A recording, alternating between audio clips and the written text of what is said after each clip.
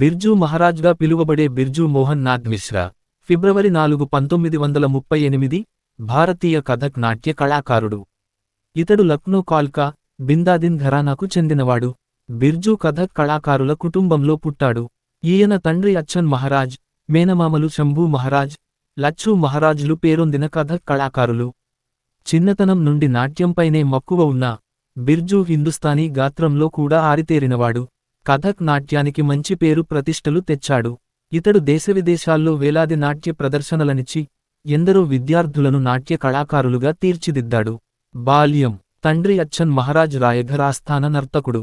తండ్రి వద్దనే కాక మేనమామలు లచ్చూ మహారాజ్, శంభూ మహారాజ్ల వద్ద తొలి నాట్య పాఠాలను నేర్చుకొన్నాడు. తన 7వ ఏట తొలి నాట్య ప్రదర్శననిచ్చాడు.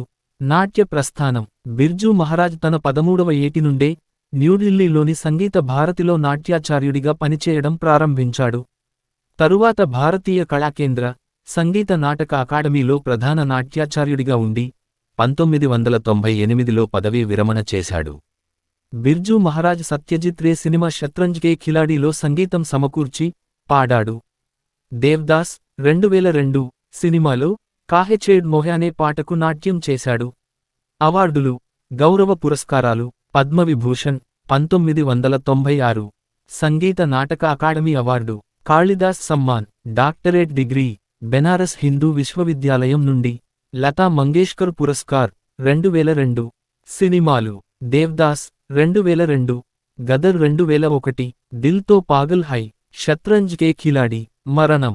బిర్జూ మహారాజ్ 2021 జనవరి 17 తెల్లవారుజామున 83 సంవత్సరాల వయస్సులో తన స్వగృహంలో మరణించాడు. రాత్రి భోజనం చేసిన తర్వాత అంతాక్షరి ఆడుతుండగా ఆయన అకస్మాత్తుగా అస్వస్థతకు గురయ్యాడు. జనవరి 17 తెల్లవారుజామున మరణించాడు.